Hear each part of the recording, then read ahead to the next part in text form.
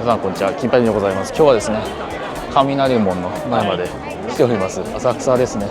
これからね、人生初の人力車に乗って鎌倉じゃない雷門を回りたいと思います。よろしくお願いします。しかし今本当に人がたくさんいてですね、もう下がほとんど映せない状態です。映してもいいんですけど、後からモザイクやるのがめんどくさいんでこのままにしておきましょう。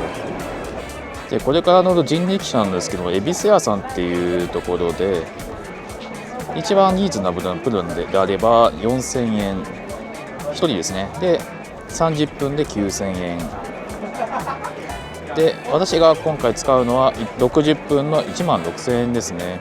じゃあ人数によって変わってくるかと思います。ちなみにですね、一番ハイエンドなプランですと120分、こちら3万1000円となりますね。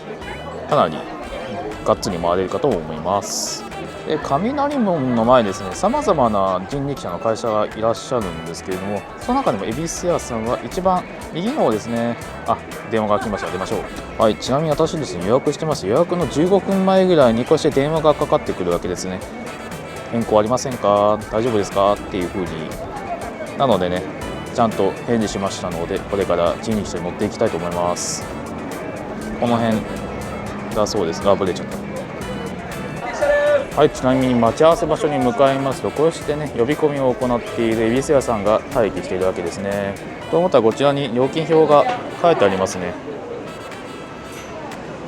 人数によって値段が変わる形ですね。はい。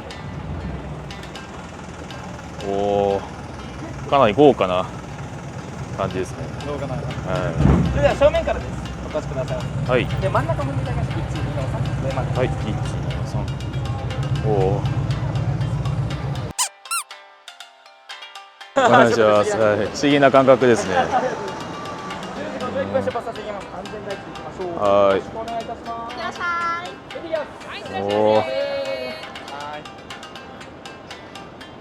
い。なんだか不思議な感覚で出発いたしました。そう。車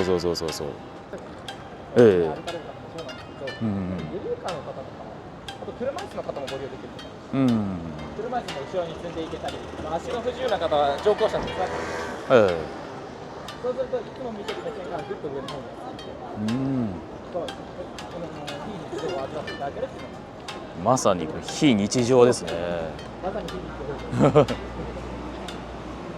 日常を非日常することもあって、浅草のスカイツリー付近に住んでらっしゃるお客さん、家まで送ったこともあります。家まで送る。確かにそういう使い方もできそうですね。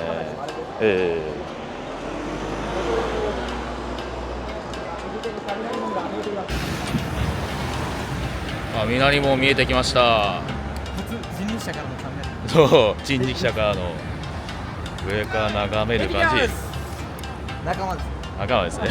エリガース。夢の国ですね。かなり並んでます。これは何ですか、この左に行列が。休活、京都 4.8。かなり高い数字を出してるんです。やっぱり全国に牛カツのお店ありますけれども、海外の観光客とか特に大人気。やっぱあれですね、ガイドブックとかに載ってる感じですね。僕も京都に観光に行った際に、まさにそちらに食べさせていただきました。わさびをちょっとつけて食べると美味しいです。いいですね。多分レアな感じですよね。かなりレアで、肉自体も柔らかくて、結構量的に少なく感じるんですけど、食べてみたらお腹に結構詰まるんですよ。はい、よろしくお願いします。恵比寿屋の大渕龍三郎と申します。はい、今回は大渕さんにご案内していただきます。よろしくお願いいたします。最近龍ちゃんって言われてる。龍ちゃんはいいですね。龍ちゃん。ぐるりと回ります。ここから見上げる。ここからスカイツリーをね、見上げることができるわけでございます。浅草に来るのも十数年ぶりっていう方、特にコロナの時は新宿の方とかが、そうなんですよね。なかなか来ないからって2泊3日してたことありますまさにこう東大元暮らしみたいなところありますからね。だから地元だよっていうふうに多分言ってくださるお客様がはいご乗車いただいた時に、そんなところあったのっていうふうに言っていただけることがうーん人力車冥利につけるといういいですね。楽しみにしてます今日。そう言っていただけるように日々勉強はい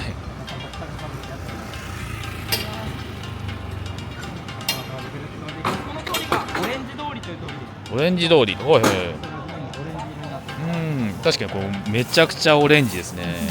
こんなにオレンジってことあるみたいな。しっかりとですね、マスコットキャラクターもいるんですよ。お、わ、本当だ。気分上々とか言って。気分上々。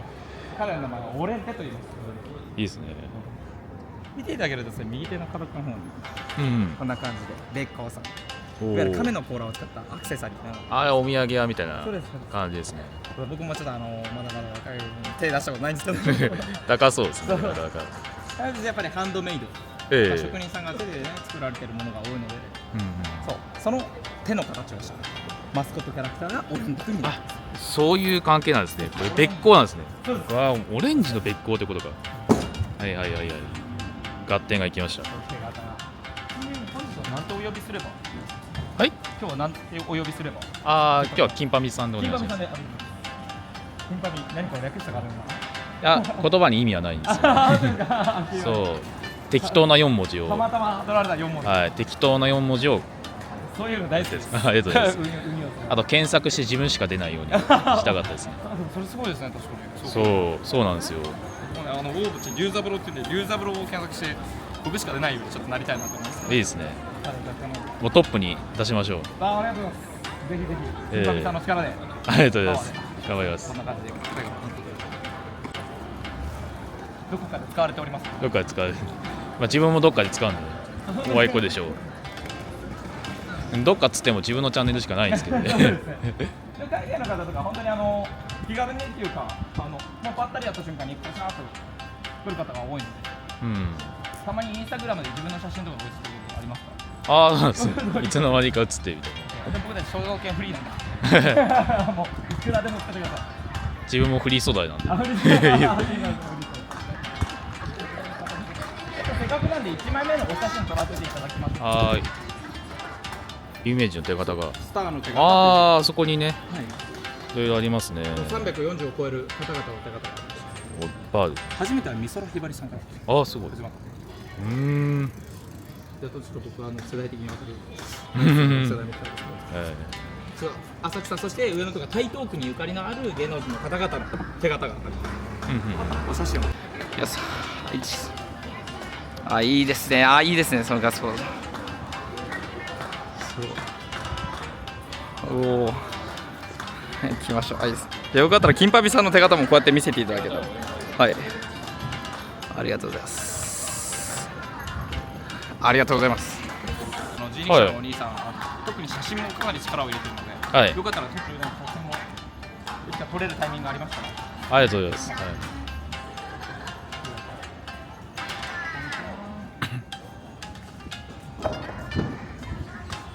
昨日が雨だったんですけど、やっぱり今日かなり天気良くなる。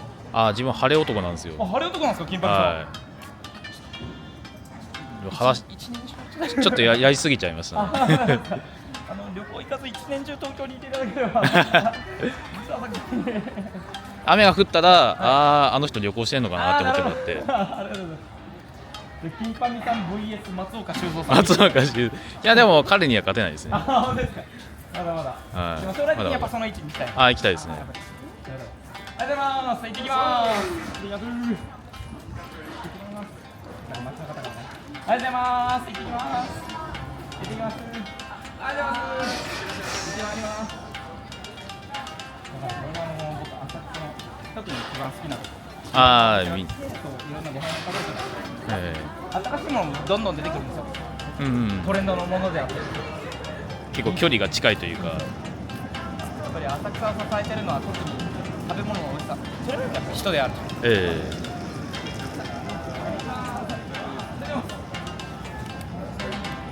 すごいいい香りします。いい香りしますね。大黒屋さん。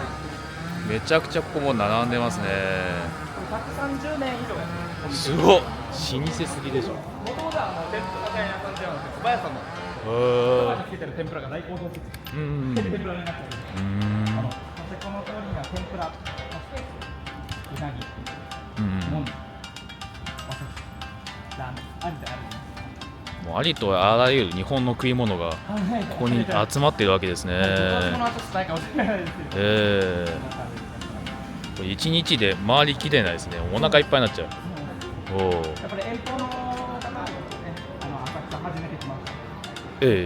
もう今日1日で全部回るぞっていう気がしてるんですけど、食べれなかったものとか行けなかったところっていうのはちょっとだけ後悔して残していただくと、また来てくれる原動力になるかなと。紹介しすぎちゃうところもねポイントですね。たまにおっとと間違えたんですよ。お腹いっぱいの方にね、ご飯屋さん紹介したところです。いやもう食べきれませんみたいな感じで。ああ、また来てくじゃあまた来てくださいみたいな。また来てください。あります。多分あるあるかもしれないです。金髪さんはどんな感じのイメージを持たれてますか？まあ東京の下町って感じですね。もうベタなこと言うとですね。なんかちょっと老舗も少しあって。あとちょっと最近だとね、食べ歩きっていうイメージ。ただ意外と深くは知らなかったっていう。そう。本日ですね、回らせていただくところは、いわゆる何箇所も区画として分かれてるところを回っていくんです。いろいろな時代を見ることができる。浅草の強みはまさにいろんな時代を見れること。なるほど。じゃあもう現代からもう昔までみたいな。そうです。タイムスリップしましょう。京都の方だとお寺さん、古いお寺さんの古い建造物っていうのがかなり多くて、数百年単位であると思います。400年、500年、600年。特によく言われることですが、東京では100年以上を老舗と呼ぶんですけど、京都の400年以上じゃないと老舗じゃないみたいな。厳しいですね。なかなか判定が。京都の方にね、多くは触れてはいるんですけど、東京の方には新しいものっていうのをどんどん発展させる能力がやっぱり高い。それを積み重なっていく。まあそこはね、首都だからねっていうそこはね。だから百数十年単位からのいいお店、日本で初めてのなんちゃらっていうのが多くなって。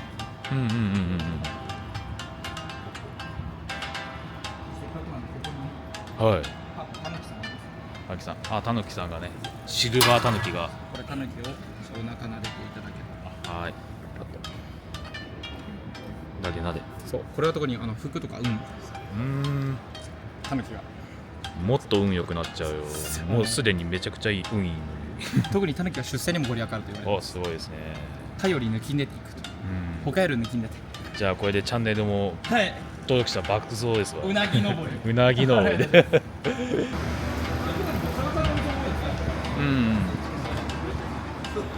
ガチャポンが。左手に見るとバッティングセンター。ゲームセンター。普通にゲームセンターありますね。観光地の中にこういうふうにゲームセンターとかバッティングセンターがあるのも面白い。昨日僕バッティングセンター行きました。いいですね。ここからちょこっといい香りがしてます。飲食店が、飲み屋がここ多いですね。飲み屋です。飲み屋です。朝鮮ドラゴン。もうあっちの裏手の方に焼肉屋としてます。せっかくなんでお話を聞きたい方が現れましたけど。行っちゃった。こんな感じでパッと気軽に話してくださる方が多い。お笑いライブの掛け声が聞こえてきて。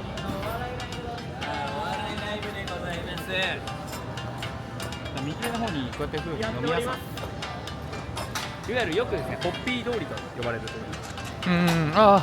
これがなんと朝9時頃からこの辺りの店はあります。先ほど見た天ぷら屋さんだとか蕎麦屋さん、そういったところっていうのはだいたい11時とか11時半ぐらいから開いてるんです。だけどここは9時から食べるよりめちゃくちゃ朝飲みです。それに僕も昨日ちょっと休みだったんでいいですね。バッチリ飲んじゃいましたね。今向こう側の方がですね、雷門からお寺さんに続く仲見世通りという通りが向こう側の方に、雷門から左側の方に通りに来てます。うん、これはロック通りって書いてます。このロック通りええ、この通りの通り。さっきの手形のようにですね、いろんな方々の有名人の手形が。ここにも手形が。手形だらけですね、この町。もう顔型ですけど。顔型。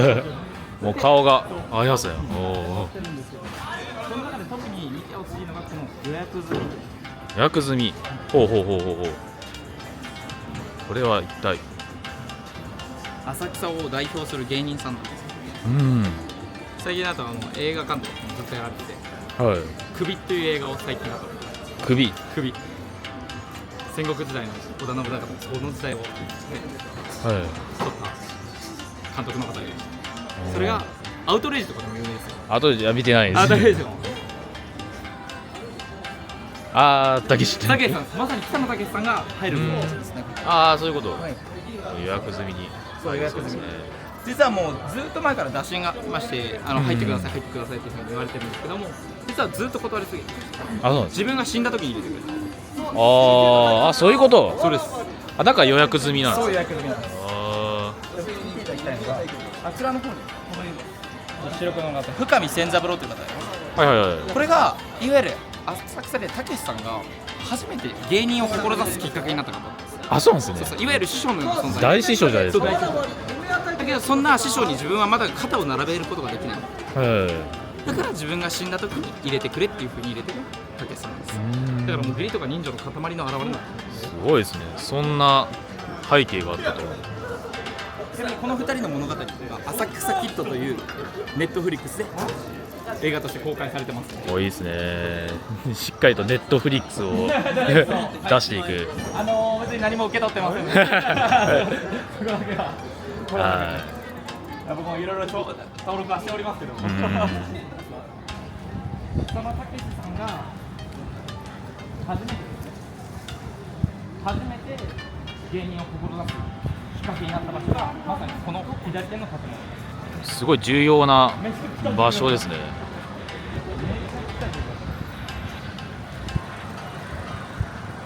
浅草園芸ホール。園芸ホール。ち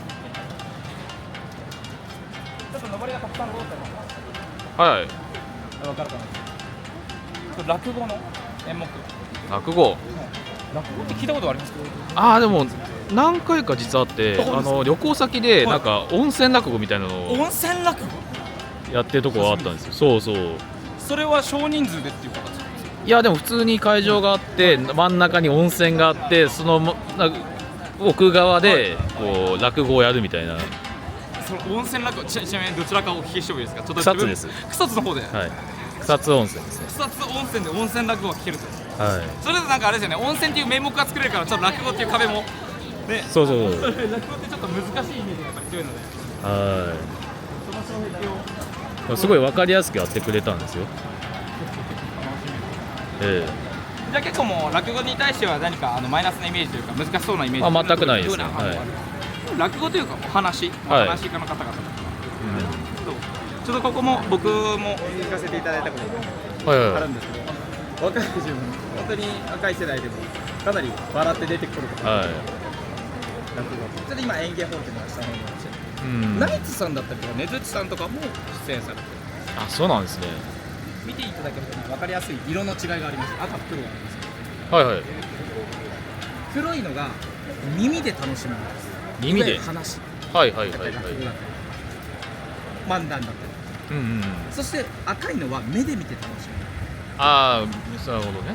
マジック、手品とか、はい。皿回しとか、そういったものっていうのがこの赤い色分けられる。ああ、聞かなきゃ分かんないですよね。そういう情報。何の違いなんだろうみたいな。そうそうそう。2121みたいな感じで傾向を探し始める人も。そう。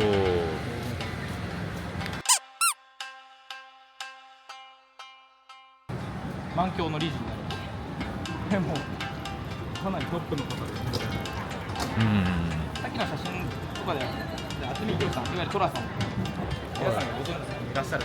トラさん、もう知らない人いないですから。ね、まあアニメといっても、もう世の中の一番有名なアニメではありますけれど、鬼滅の刃というアニメご存知でしょうか。あ、知ってます、知ってます。鬼滅の刃のアニメで舞台として実は使われてる場所なんですよ、先ほどのエリアが。あ、そうなんですね。ちょっとね、ビタコメの中だったらちょっとあっちまで来てるんですけど、1枚だけお写真をお見せしますね。で、大正っていう風に Google で検索していきますね。そうすると出てくる写真というのがまさにこの浅草ロック公園ロックという。ああ、その当時の時代の。先ほどの僕たちがスーッと通ってきたロック通りというのは100年前こんな感じの通りをしてた。あ、そうなんですね。人がめちゃくちゃいますね。今でいう本当に原宿竹下通りとか、もうハロウィンの渋谷みたいな感じですよね。ハロウィンですね、これは。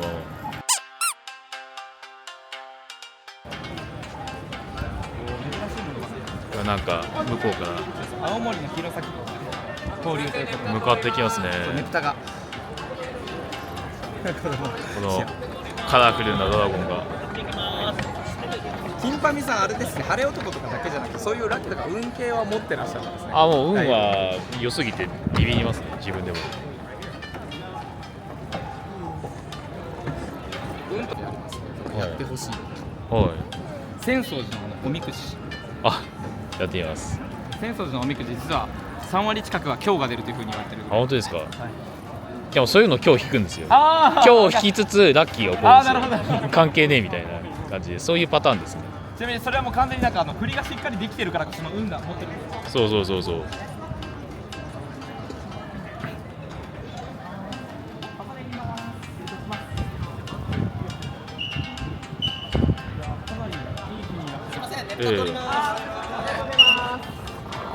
浅草なのにねぷたっていうねなんか青森っぽい祭りをこのこのキャラクターは何か桃太郎ですか、何かで見かけるキャラクター。なんかどっかで見たような気がしますね。はいここに西参道という、はいいわゆる参道さんなのでお寺さんに行く道のことを指すんですけど、はいはい。西側雷門から見て左側の方に一個注目してほしいのが、あそこに書いてある下馬という、ゲバ、あそこにありますね。はいいわゆる馬から降りていく。ここはもう歩きじゃないとダメですよっていうところなんで。あとまあ車とか車両が進入禁止ということでね、ちょっとニュアンスも込めてやるんですけど、昔は特に大名の方であったり将軍様であったりとかも、こういうところから馬を降りていかなければならない。というのは、馬をそういう偉い方々、いわゆる一般の方からしたら偉い方々が馬を降りることによって、お寺さんっていうのの権威がやっぱり上がるのが分かります。そうお寺っていうこれぐらい権威があるんだぞっていうのを示すことができる。お寺の方がお前より偉いぞと。そうですそういうことですね。ということは、つまりお寺さんの権威を使って何かをしたかったんですか。なるほどなるほど。目的があるわけです。そうです。徳川の方ですよく言われるのは、徳川が200数十年260年近く平和な世界を築けたのは、住民の戸籍の管理とかはすごいしないんです。自分の今の僕たちが言うなんですけど、自分の所属してるお寺さんっていうのがあるんですよ。そうなんです。そうなんです。それぞれ自分が所属してるお寺さん、どういうところに管理されてるっていうのが実はあります。それが江戸時代の時代に作られた。それがこういうふうにお寺さんっていうの権威を徳川の方がしっかり高めたからなんですね。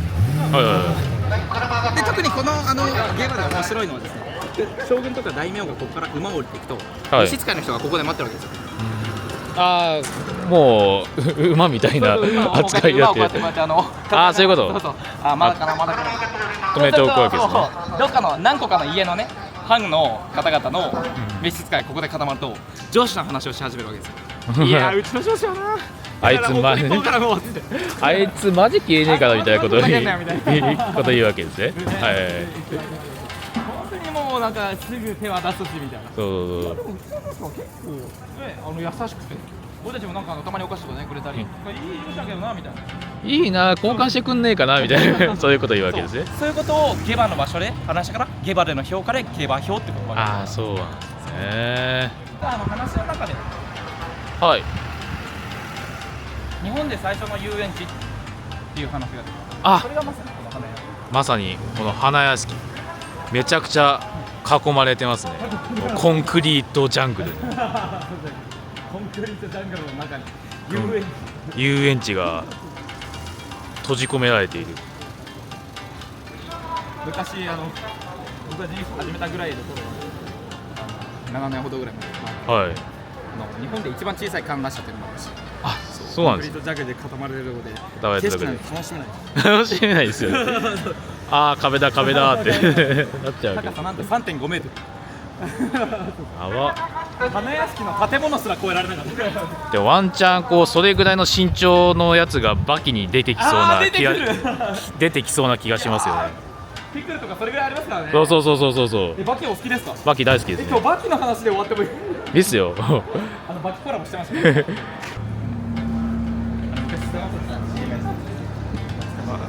花屋敷。花屋敷。コンクリートジャングルの中身でございます。バッチリと。規模的にかなり大きいわけではない。そうですよね。なんかそんな特別大きいわけでも。でも昔はですね、一番最初にここ花屋敷というのができた当時は、はい。東京ドーム2個分ほどあったんですよ。あ、そうなんですか。じゃあ小さくなったってことそうです。ですか。縮小されて、もともとはただ遊園地じゃなくてお花の庭園なんですよ。あ、そうなんですか。そこにブランコが一つあった。もうブランコがここまで発展したわけですね。一つのブランコが。それでちょっと問題なんですけど、はい。実は花屋敷は今年で170周年になります。はい。 170年。170年。これ江戸時代からなんですけども、すごっ。西暦でいうと1853年。はい。それちょっともう視聴者の方にもすごいクイズなんですけど、1853年、小学生の歴史の教科書にも載ってるある日本を揺るがす大事件があります。ほう。1853年、まず西暦だけで分かったそうです。1853年。はい、事件が事件ある歴史的なことが起きます。歴史全然わかんねヒントはですね、神奈川県の浦賀という場所にえ。裏がわかんねえ。海ですね。わかんねえ。黒い船が4隻、ペリー。まさにペリーが日本に来航したのが1853年です。そうなんですよ。これは歴史的ですね。その時と同じ時にできてるんですよ。そういう時に花屋敷、お花の庭園としてこれすごい最近考えまして、すごい覚えやすいことなんですけど、はいペリーはいわゆる日本を開きましたよね。開国させたんです。はい。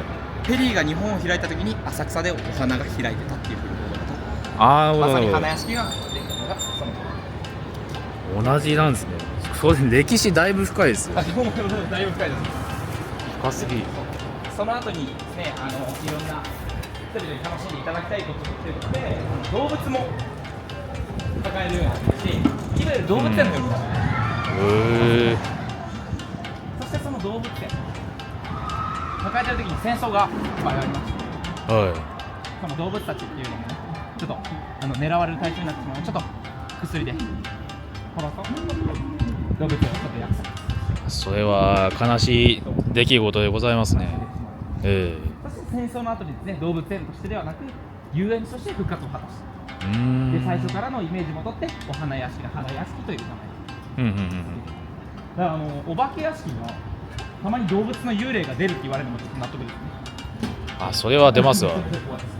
それは成仏できんて。動物できたりしたらそ特に僕が行きたくない場所です。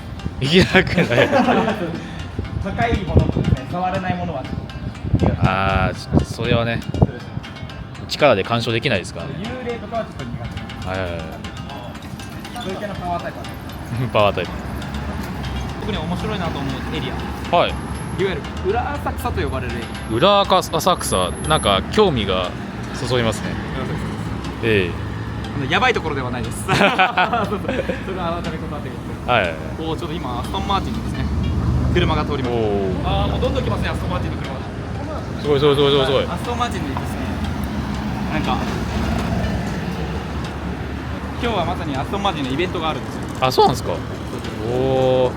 これ110周年イベントが実はあって、浅草寺の真横の方にアストンマーティンの車がずらー並んでるんですよ。うん。車とかお好きな方とかいらっしゃる。すごいドンキなぜ浅草寺なのかは僕もよくわかりません。多分いろいろあると思う。いろいろあると思う。いろいろあると思うんで。まあ気分の問題な気はしますけどね。金上さんはどうですか、お車とか。あ、車は運転しないんですよ。あ、でしょ。どっちかというと電車だったりとか。あ、そうですそうです。僕も結構旅が好きで、はいね、まだ全国を回れてるわけなんですけど、はいはいはい。結構アナログな旅で、ええ。徒歩の旅が好き。あ、徒歩結構徒歩でタクシー代を貸せたりとか結構しますよ。やっぱりそうですよね。はい。僕も昔ね、ちょっと親戚と飲んだ時に、はいタクシー代に1万円出してくれたんで全部歩きまして1万円飲んだ。いやでもそれめっちゃいいですね。そういうの好きですよ。は特に昔の方々歩いてきてやったんで。い。は浦和さんが入った中で一番最初に見ていただきたいポイントはですね、あそこにあるおみこしです。い。あ、いいですね。この小さい。現在線浅草駅の近くに置いてあるんですけど、はい。こういったみこしが約100基うん。出るのが浅草の100機。大きなお祭り。おお。浅草の祭り聞いたことございますか？ああ、祭りやってるイメージはありますけど、実際見たことはないです。おみこしを担ぐ祭りなんええ。ですけど、5月の中旬に3日間、うん。三社祭りというのがあります。三社祭り。三社祭り。3つの社の祭り。うん。 3日間で約200万人近くの観光客が来るということでも言う。おお、めっちゃ来る。ちょっと賑やかというか人が多いエリアとかね、苦手な方やったら絶対来ない方がいいと思う祭りなんですけどそしてそんな賑やかな一面を持ちながら、この裏浅草では静かなエリアとして、あ、確かにここ結構人通り少なくて静かですよね。あちらにですね、名前が書いてある東京浅草組合鍵盤。はいはいはい。簡潔に言うと、ここは芸者さんの事務所です。あ、マネジメントそうなんですね。いわゆまさにるもしね、お客様が芸者遊びとかをしたいと思った場合は料亭さんにまずお願いします。そうするとその料亭さんがこちらの芸者さんの事務所に連絡いたしまして、この芸者さんの事務所が芸者さんに連絡をし、そこから派遣されていく、そのお店に派遣されていくというのが手順。正しい手順を教わりました。はい、機会があるので。はい。芸者遊びとかをされたことはないですね。なかなかその全くです。ハードルはハードルちょっと高いですね。温泉ゲートがあればまたね。あ、そうですね。僕はね、この裏のね、こちらに来て一番ふと目につくのがこの柳の美しさなんです。ああ、本当だ。この波が素敵な感じの。やっぱり昔の芸者文化というのが生まれた当時です。お侍さんたちはこの風に揺れてる、まさに今風に揺れてる、この揺れてる姿を見て、これが芸者の前によく似てる。なるほど。で、いわゆる芸者さんの街には待っているわけですね、この植物たちは。特に柳というのがまさに芸者さんを表す。下流街というのは聞いたことありますか？下流街。花に柳に町と書いて下流街というんですけど、柳は芸者さんが表す。花っていうのはまた別の女性を表すんですよ。江戸時代。会うために1000万とか、その当時でいう何両1000万とか、そういうお金をつながないと会うことができなかった女性っていうのを聞いてます。あ、花魁ですか？そうです、まさに花魁。花魁とかでいうと、実はこの近くに花魁の町があって。あ、本当ですか？昔、吉原遊郭。ああ、そういうこと。そうです。吉原とかも実はここからもう1キロほど。都内でいうと多分鶯谷の方からの方が近いっていうイメージを持つ方も多いんですけど、実は浅草からのです。あ、そうなんですね。ぜひぜひそこも機会がありました。わかりました。一緒に行かせていただきましょう。はい。一緒に行くって言うと僕も行くみたいな。一緒に行く。一緒に行きますか。ここはね、ちょっと風景として撮らせていただければ。ちょっと近めからでもちょっとお撮りしたいです。スッと。あ、すごい。キメキメの。ありがとうございます。いただきました。話好き多いので。そうだからこれを見てる方々にもね、お伝えしたいです。皆さん話好きだそうです。だからパッとこのお店どこですかみたいな。美味しいご飯屋さんどこですかみたいな。聞いた時に答えたがりが多いので、ぜひぜひ人力車に乗らなくてもですね、ぜひ使っていただけたら。観光地のうまい人力車を使います。ご紹介いただいていただくのは一番嬉しいんですけども、もうパッとわからないことあれば何でも聞いていただけるので。何でも聞いていいそうです。きましょう。観光地に一人見せてね、知り合いを作るような意味っていうか。ああ、素晴らしいですね。そういうことですね。さあ、今ですね、信号を待ってる間に正面にちょっと看板、道路標識を見ます。はい。浅草6丁目とか浅草6丁目。 6丁目。う観光地を何丁目と捉えることないですよ。ん。ないですね。雷門のあたりが1丁目です。1丁目。はいはい。大体に浅草寺のあたりを2丁目と捉える。はいはいはい。大体が2丁目で終わっちゃうんですよ、観光客の方。ああ、確かになんかその辺で終わる人多そうですけどね。僕たちもう6まで来てます。えさっきの芸者さんの町のあたりが大体3丁目なんで、ええ4号流とちょっとさっきの裏手にちょっと後ろ側に、えうん。これから通り過ぎる6丁目、はい。このエリア見てください。めちゃくちゃ住宅街。そうなんですよね。実はですね、このエリアが江戸時代日本で一番の娯楽がこの町にありました。あ、そうなんですね。このエリア。さあ、江戸時代の方々、休みの日何しようかな。うん。とりあえず出かけるわけです。はい。何しに出かけると思う。何しに。当時はやっぱりゲームもないですし、カードゲームもない。まあ、花札とかありますけど、はいはいはい。ちょっと賭博の一種もあってはい。出かけて昼ですか。昼で、昼。夜だとさっきはもうね、夜だともうでもお金ある人に限りますからね。そうですね、確かに。なんだ。いいよ。ああ、歌舞伎か。そうです、まさに歌舞伎を見に行くんです。そんな歌舞伎の街というのが実はこの街にありまして、実際先ほどおっしゃってたようにほぼ住宅街になってございます。名残はあそこの看板にね、ちょっと細かく書くか、浅草猿若町という猿若町。おお、ああ。この辺りに行ったら浅草猿若町、浅草の町ね、旧浅草猿若町。うんうんうんうん。もうよく歌舞伎の方で中村勘三郎さんですよ、中村なんとはい。という方いらっしゃいますけど、その方々は江戸時代猿若と名乗ってました。その方々がここの辺りに座を設けて、はいわゆる芝居小屋とかも、この中村の方々だけじゃなくて江戸時代を代表する歌舞伎の方々がここに芝居小屋と思っている。そうするとやっぱりいい男を見ようと、色男を見ようと、歌舞伎を見なくてもその歌舞伎の芝居小屋の外で出待ちをする女性もたくさんいたんです。ああ、なんかどっかで見たような光景ですね。多分わかるかなと。厄介オタクたちが今でも芸能人の方々はやっぱりね、そうですね、アイドルってことですね。ね、ちょっと俗な言い方にはなりますけど、江戸時代のアイドル事務所がたくさんあるようです。そうそう。でもよくね、今でも芸能が遠慮したりすることも多いじゃないですか。ありますね、余裕でありますね。もちろん江戸時代からもそれはたくさんありました。うん。誰が刺された、ああ、事件がね、そういったニュースが。この有名役者とねこの方が有名役者が。それがもう今の歌舞伎の演目とかでも見ることができたり、落語の演目にもなったりするんで、ぜひこれは立派な、これお寺なんですかね、神社。お寺か。お寺としてにえここね、よく書いていいと思います。え、はいはい、お寺さんにこれからお参りさせていただくことになるんですけど、もしかしたら撮影ができないかもしれないので、その時はね、ちょっと私の口頭で説明させていただきたく思います。よろしくお願いいたします。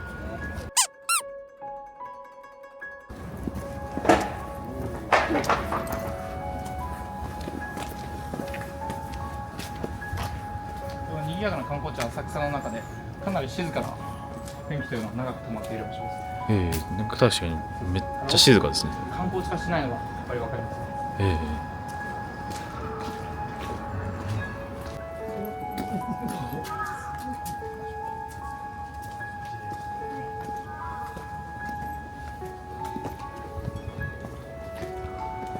この香りが視聴者の方に伝わらないのが一番いいですね。ないので、はい、こちらで手を洗うわけでございます。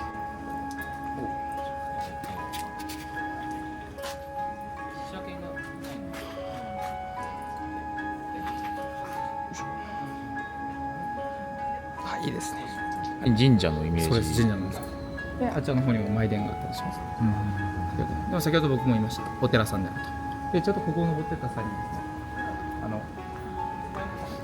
鳴らすのも鈴ではなくドラであったり、はいはいはい。お寺と神社の良さがやっぱり一緒になって、いわゆる神仏集合の表れだという気配を感じる。そうです。ここ最近イチョウの色は全然染まってなかったんですけど、はい。綺麗に染まっております。かなりいい時期に来てる。実は浅草とか上のいわゆる台東区はかなり平たい土地なので、はい。段差とかちょっと高いものっていうのが昔はなかったんですよ。だから高い建物がない当時、この高さ、僕たちが登ってきたこの平らな高さですね、実は 9.9 メートルです。10メートル未満なんです。このお寺さんがある松千山という、ね、場所なんですけど、ここが東京で一番低い山にも指定されているような場所です。そこから全てが見渡せるんです。さっきの歌舞伎の場所から黄色い線が飛んでくるのが見える。今だともうコンクリートジャングルそう、ちょっとだけ思ってます。そして隅田川の花火大会とか見ることができます。果てはですね、富士山まで見渡せたそうなんですよ。ゆうちゃんクイズ。ゆうちゃんクイズでいいっすね。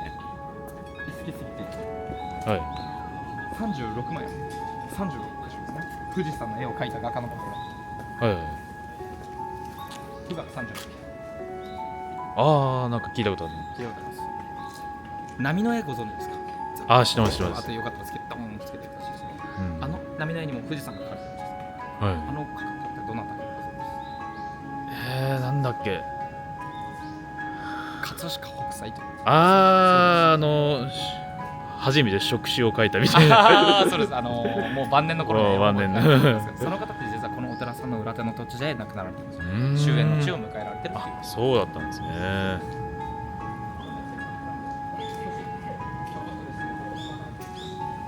は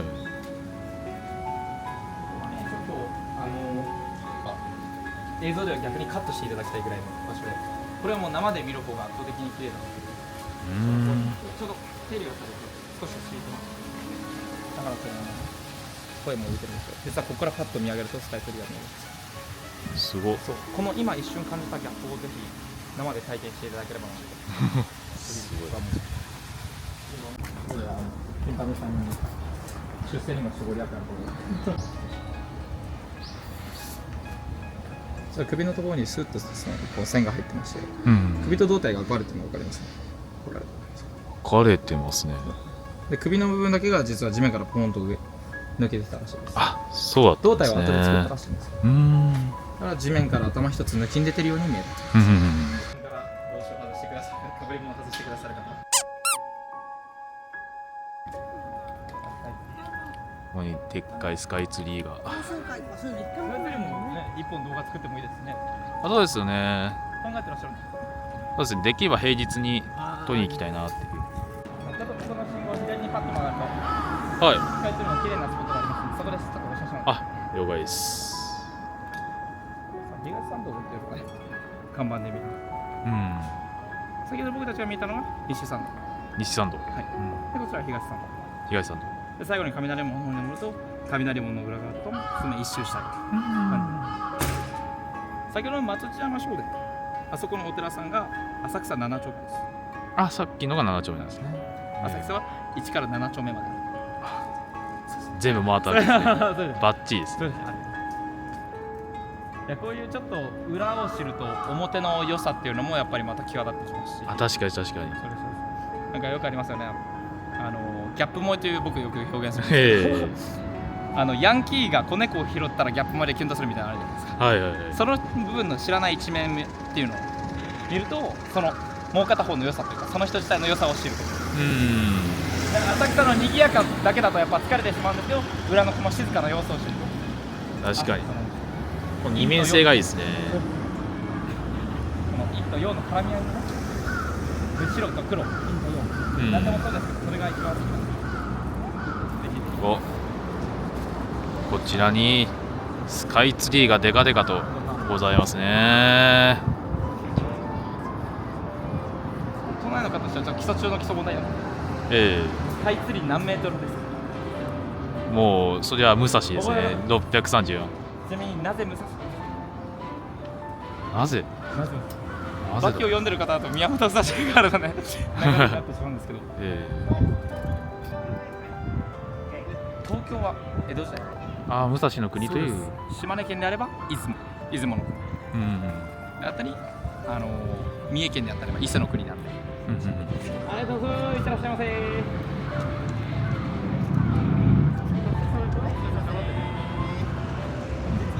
埼玉県の一部もですね、武蔵の国の一部だったので、埼玉にスカイツリーができる可能性もあったんじゃないかと。いただいていいですか。あ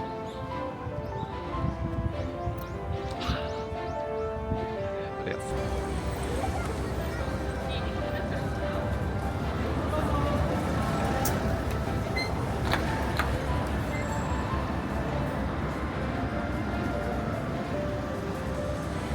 す。最後こちらに終点させていただきます。はい、ありがとうございます。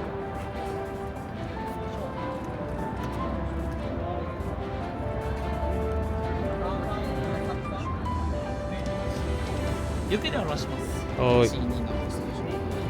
金馬さんどうもありがとうございました。ありがとうございます。これはオリジナルです。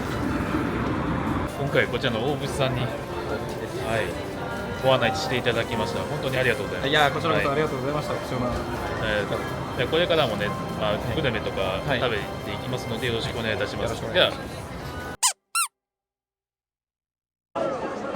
というわけでね、人力車から降りたわけなんですけれども、いや非常に人が多くて歩くのもやっとでございます。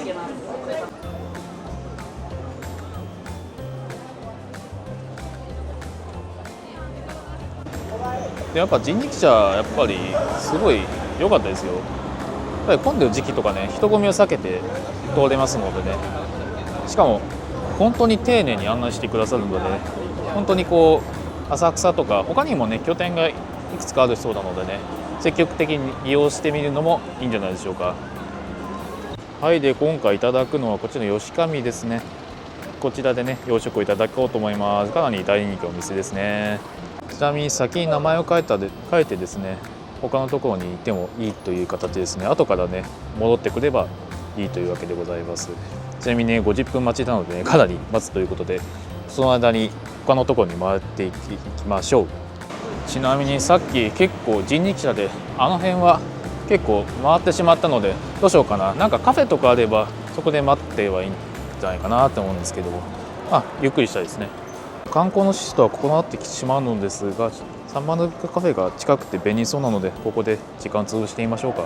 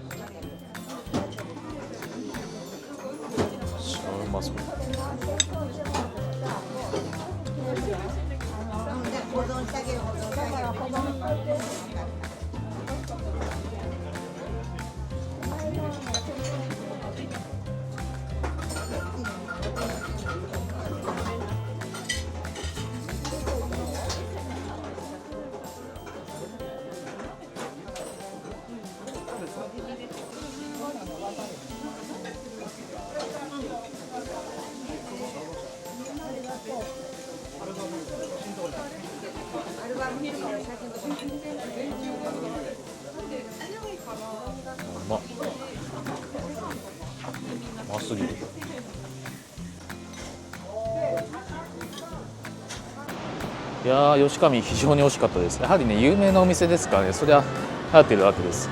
いやー、本当に美味しい。これからね、さっき案内していただいたちょっと高めの建物にね、登ってみましょうか。上からね、浅草を眺めましょう。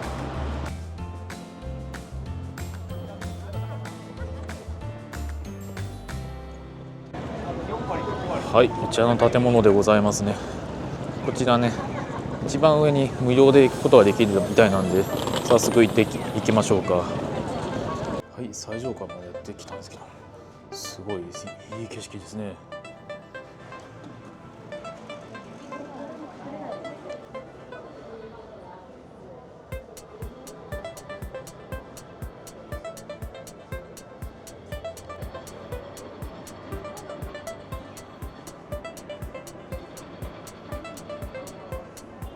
ちなみにこちらでお茶もいただくことができるみたいですね。ただ窓際の席が空いていなかったので、ちょっと今日は遠慮しておくことにいたしましょう。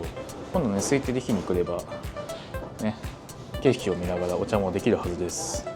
で、こちらが浅草寺を上から見た図なんですけど、見ての通りですね、人がすっごいたくさんいるわけですのでね、あそこまでもう人がびっしりなのでございます。なのでね、今回ちょっと向こうまで行くのが困難ということでね、今回は見送ることにいたしましょう。向こうになんか五重塔のようなものがございますね。今回こちらで移すところで留めておきましょう。次回ね、機会があったらあそこまで行ってみたいものです。多分平日に行くことになるかな。先ほど8階だったんですけど、この1個下の7階にはこちらのような展示スペースがございまして、台東区のいろいろな展示がございますね。こちらに絵巻があるのと、あとは台東区の地図ですね。いろいろと説明があります。下町文化なのでね、下町がこうやって多く展示されているわけでございます。でっかい駒ですね。果実塚。これを上にファーバーやることで騒ぎ立てて火事に対応したというわけです。ただこれで火事に対応できたのかっていうのが私よくわかんないですけどね。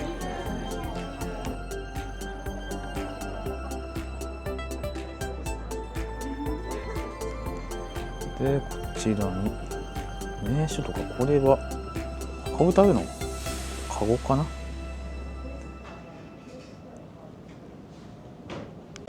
いつもこういう天然たい焼きっていう表示を見るたびに思うんですけど、天然たい焼きって何だろうっていう、養殖のたい焼きが一体どこにあるんだろうかっていう感じなんですよね。はい、こちらホッピー通りまでやってまいりました。せっかくなんでね、帰る前に一杯やってから帰りたいと思います。と思ったんですけどね、ホッピー通りのほぼ全てのお店で撮影が断られてしまったので、どこ行こうかなと途方に暮れているところでございます。どっかね、なんか美味しそうなお店に入って一杯飲んで帰れればいいかなと思ってます。素揚げのお店を見つけましたのでね、じゃあ入ってみますか。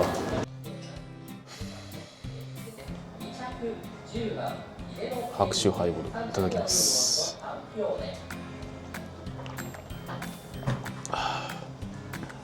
うまいっすね。お通しの野菜スティック。やはり野菜はないとね、野菜はもりもり食べましょう。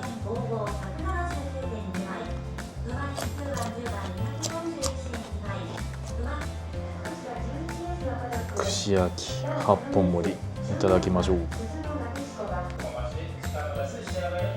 タン、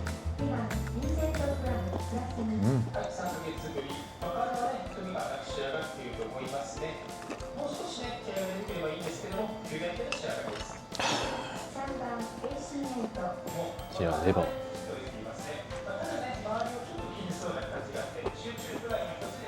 いや違う、砂肝だこれ。うまいうまい。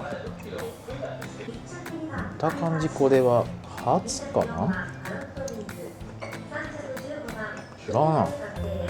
なんだろう。焼き豚の頭か何かかな。ちょっと忘れちゃった。次はメーカーズマーク入る。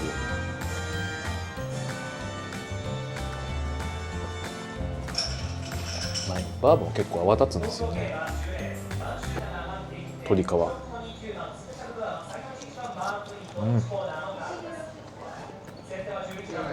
しっかり焼かれてて美味しい。ももですね。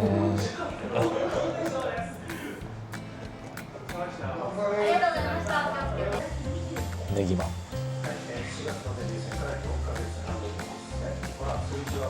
やっぱ野菜があるといいね。これはレバーかな。うん。レバーですね。いい感じ。少ね。うん。締めに鶏スープをいただきます。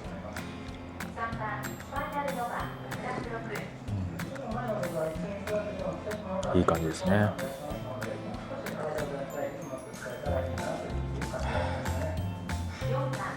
いや結構いいお店でしたね。雰囲気も良くてウイスキーの種類もいっぱいあって、私は結構満足できましたね。というわけでね、撮影はこの辺で終わりにしたいと思います。どうだったでしょうか、浅草。やっぱりね、人力車の方の紹介もあっていろいろ回ってたと思いますけど、いや本当に知られざる浅草を知れて本当に良かったですね。というわけでね、まだしてないという方はチャンネル登録と高評価お願いします。では次の動画で会いましょう。バイバイ。